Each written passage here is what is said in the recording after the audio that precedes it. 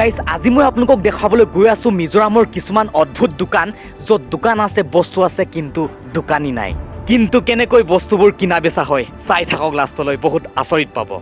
নমস্কাৰ অসম গাইজ মিজোৰামৰ মানুহবিলাকে মানুহক কি লেভেলত বিশ্বাস কৰে আজি মই আপোনালোকক দেখুৱাই আছো গাইজ আপোনালোকে জাষ্ট ইমেজিন কৰক আপোনালোকে কিবা বস্তু কিনিবৰ কাৰণে কোনোবা এখন দোকান বা বজাৰলৈ গৈ আছে কিন্তু আপোনালোকে গৈ দেখিছে যে সেই দোকানত না দোকানী আছে না কোনোবা মালিক আছে কিন্তু আপোনাৰ মন ইচ্ছা মতে যি কিনিবলৈ আপোনালোকে আহিছে সেই বস্তুটো আপোনালোকে সেই দোকানৰ পৰা উঠাই লৈ যাব পাৰিব ধুনীয়াকৈ উঠাই লৈ যাব পাৰিব কিন্তু সেই মানে বস্তুটোৰ যিটো মূল্য পইচা সেইটো আপুনি দোকানতে থৈ আহিব লাগিব তো আপোনাৰ ৰিয়েকশ্যনটো কেনেকুৱা হ'ব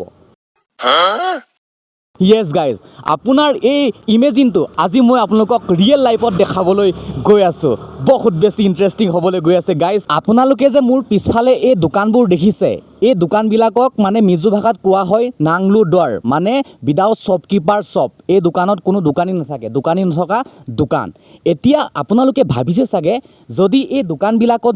দোকানী নাথাকে দেন মানুহেতো বস্তুবোৰ চুৰ কৰি লৈ যাব কোনোবাই বস্তু লৈ কিনে পইচা নিদিব ইয়েছ গাইজ এইটোৱেতো হৈছে এই ভিডিঅ'টোৰ আচল কাহিনী মই আপোনালোকক ইয়াৰ মানে এই দোকানী নথকা দোকানবিলাকৰ আচল ৰহস্যটো আপোনালোকক বুজাই আছোঁ শুনক আচলতে কাষ্টমাৰবিলাকে কেনেকৈ কিনা বেচা কৰে কেনেকৈ পইচা দিয়ে বা বস্তুৰ দামবোৰ কিমান কেনেকৈ গম পায় সকলোবোৰ জানিবৰ বাবে ইয়াৰ পৰা প্ৰায় 10 কিলোমিটাৰ দূৰত যাব লাগিব কাৰণ তাতহে আচল দোকানবোৰ আছে কিন্তু গাইজ তাৰ আগতে মই আপোনালোকক বুজাই লওঁ যে তেওঁলোকে এনেকুৱা দোকানী নথকা দোকান কিয় বনায় কিয় দিয়ে শুনক আচলতে কথাটো শুনক মানে ইয়াত মানুহবিলাকে প্ৰায়ভাগ খেতি কৰে তো খেতি কৰি থাকোঁতে তেওঁলোকৰ মানে বজাৰত বা দোকানত থাকিবৰ কাৰণে তেওঁলোকৰ টাইম নাথাকে তো তেওঁলোকে কি কৰে ৰাতিপুৱা তেওঁলোকে মানে খেতিত যিবিলাক বস্তু আছে মানে শাক পাচলি ফল মূল তেওঁলোকে আনি কিনে এনেকুৱা দোকানবিলাকত থৈ দিয়ে আৰু এইবোৰ দেখিছেনে টোপোলা টোপোলাকৈ থৈ দিছে ইয়াত দেখিছেনে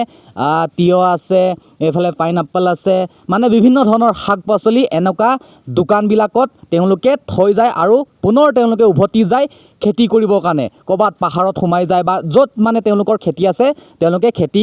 খেতিত মানে কাম কৰিবৰ কাৰণে গুচি যায় আৰু গাইজ প্লিজ ভিডিঅ'টো একেবাৰে শেষলৈ চাব যদি আপোনালোকে শেষলৈ নাচায় দেন বহুত কথা মানে ইণ্টাৰেষ্টিং কথা মিছ কৰি দিব যিহেতু মই আপোনালোকক ক'লোঁ 10 কিলোমিটাৰ আগত মেইন দোকানবোৰ আছে তাত গৈ আপোনালোকক মই দেখুৱাই আছোঁ যে বস্তুৰ দামবোৰ কেনেকৈ এহেঁতি গম পায় বা কেনেকৈ কিনা বেচা কৰে বা পইচাখিনি ক'ত থৈ যায়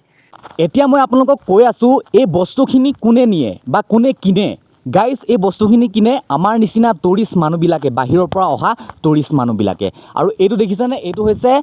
মেইন ৰোড হাইৱে আৰু হাইৱেৰ পৰা অহা যোৱা কৰা মানুহবিলাকে নিজৰ মন পচন্দৰ যি লাগে মানে যি খাবলৈ মন আছে তেওঁলোকে আহি কিনে এনেকুৱা দোকানবিলাকৰ পৰা বস্তুখিনি কিনি লৈ যায় কিন্তু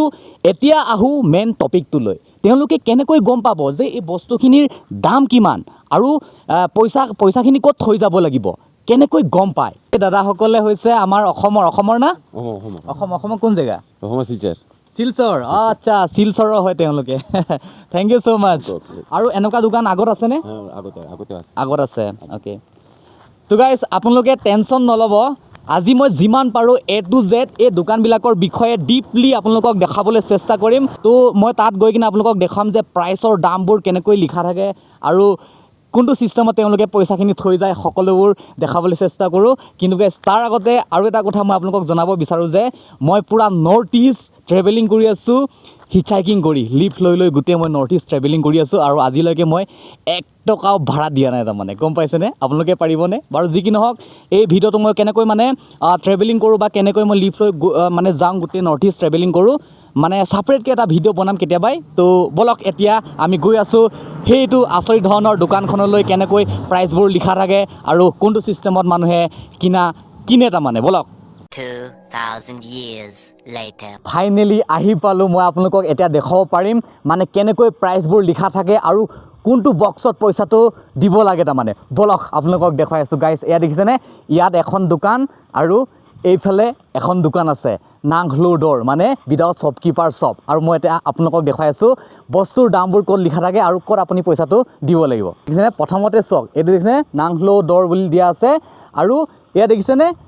গোমধান ইয়াৰ দামটো দেখিছেনে আপোনালোকে 50 ৰুপিজ আৰু ইয়াতো লিখা আছে 50 ৰুপিজ অ' মাই গড ৰ'ব দেই 1 ছেকেণ্ড আৰু এইফালে চাওক ইয়াতো লিখা আছে 50 ৰুপিজ ইয়াতো 50 ৰুপিজ এইটো তিয়হ 50 ৰুপিজ 50 টকা তিয়হ কিমান তিনিটা আৰু এইবোৰ দেখিছেনে গোটেই দামবোৰ ইয়াত লিখি থোৱা হৈছে আৰু গাইজ আপোনালোকক এতিয়া মই দেখুৱাইছোঁ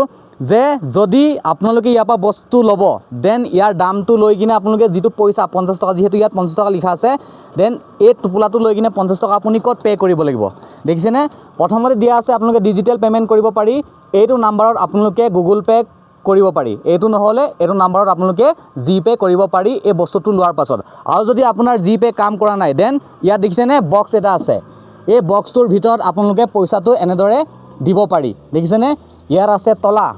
এই তলাটো বা কোনেও মানে পইচাটো নিব নোৱাৰি আৰু ইয়াত ধুনীয়াকৈ ইয়াত গজালেদি ঠকি দিয়া হৈছে ইয়াত একদম পূৰা ফিক্স হৈ আছে আৰু ইয়াৰ ভিতৰত আপুনি পইচাটো এনেকৈ থৈ দিব পাৰে ইয়াৰ পৰা বস্তু লৈ কিনে দেখিছেনে আৰু এখন দোকান এই দেখিছেনে এই দোকানৰ চিম্পুল এই দেখিছেনে ইয়াতো 50 ৰুপিজ দিয়া আছে এইবোৰ শাক পাচলি কিবা এইবোৰ বেগেনা দেখিছেনে বেগেনা ইয়াত 30 টকা লিখা আছে 30 টকাত আপুনি এই গোটেইখিনি পাই যাব আৰু ইয়াত দেখিছেনে এইটো 50 টকা ইয়াত মানে মিক্স আছে আৰু ইয়াৰো এনেকুৱা আছে ইয়াত দেখিছেনে পে' কৰিব পাৰে নহ'লে আপোনালোকে এইটো টেমাটোৰ ভিতৰত আপুনি পইচাটো ধুনীয়াকৈ থৈ কিনে যাব পাৰে আৰু এখন মই আপোনালোকক গাইজ দোকান দেখুৱাইছোঁ এই দোকানখন সম্পূৰ্ণ হোটেলো আছে পিছফালে আৰু এইবোৰ দেখিছেনে আগফালে থৈ দিছে শাক পাচলি ফল মূল মানে তাজা ৰাতিপুৱা যোনবিলাক আনিছিলে চিঙি বাৰীৰ পৰা সকলোবোৰ থৈ দিছে আৰু এয়া দেখিছেনে সম্পূৰ্ণ হোটেল হয় কিন্তু ইয়াত কোনো মানুহ নাই দোকানীও নাই অ' মাই গড এইখিনিতে মই আপোনালোকক এটা ইম্পৰ্টেণ্ট কথা কৈছোঁ শুনক এনেকুৱা ধৰণৰ অদ্ভুত বস্তুবিলাকৰ কাৰণে দেশখন উন্নতি হয় ডেভেলপ হয় এনেকুৱা ধৰণৰ আচৰিত ধৰণৰ দোকানবিলাকে আচলতে টুৰিষ্টবিলাকক এট্ৰেক্ট কৰে আৰু আমাৰ নিচিনা ইউটিউবাৰ ইনফ্লুৱেঞ্চাৰ কিনে আহি কিনে ইয়াত মানে ফ্ৰীকৈ ভিডিঅ'বোৰ বনাই কিনে ৰাইজক দেখুৱাই প্ৰমোট কৰে যাৰ ফলত আমাৰ ভিডিঅ'বোৰ চাই কিনে বেলেগ দেশ বিদেশৰ মানুহবিলাকে আহি কিনে সেই স্পেচিয়েল মানে ষ্টেটখনত ভিজিট কৰে যাৰ ফলত তেওঁলোকৰ টুৰিজম ছিষ্টেমটো পইচা জেনেৰেট হয় ৰেভিনিউ জেনেৰেট হয় তাৰ ফলত মানে দেশখন উন্নতি হয় তো চাওক না কি ছিষ্টেমত মানে এই দোকানবিলাক যে তেওঁলোকে ভাবিলে ভাঙি দিবও পাৰে কিন্তু ইয়াৰ ফলত তেওঁলোকৰ যে ফাইদা হৈছে সেই ফাইদাটো আপোনালোকে গম পাইছে চাগে সঁচাকৈ বহুত বেছি ইউনিক গাইজ এতিয়া আপোনালোকে ভাবি চাওক মিজোৰামৰ মানুহবিলাকে কি লেভেলত মানুহক বিশ্বাস কৰে আৰু গাইজ আজিলৈকে মই 4খন ষ্টেট ট্ৰেভেলিং কৰা হ'ল কিন্তু মিজোৰামৰ মানুহৰ নিচিনা মই ভাল মানুহ ক'তো দেখা নাই মিজোৰামৰ মানুহবোৰ যে বহুত হেল্পফুল বহুত কাইণ্ড আৰু এইখন দেশত বোলে ক্ৰাইম ৰেট একেবাৰে 0 নাকে বৰাবৰ ইয়াত মানে কোনো ক্ৰাইম নহয় আৰু গাইজ এনেকুৱা দোকান মই আপোনালোকক এটা প্ৰশ্ন সুধিব বিচাৰোঁ এনেকুৱা দোকানী নথকা দোকান যদি আমাৰ অসমত নহ'লে বেলেগ জেগাত হোৱা হ'লে কি হ'লহেঁতেন জাষ্ট ইমেজিন মই একো নকওঁ আপোনালোকৰ মতামত কমেণ্ট বক্স খোলা আছে কমেণ্ট কৰি জনাওক আৰু গাইজ এই ভিডিঅ'টো যে প্লিজ সকলো লগৰখিনিলৈ শ্বেয়াৰ কৰি দিব আৰু মই যিহেতু ক'লোঁ বৰ্তমান মই মিজোৰামত ট্ৰেভেলিং কৰি আছোঁ তো লগ পাম নেক্সট ব্লগত বাই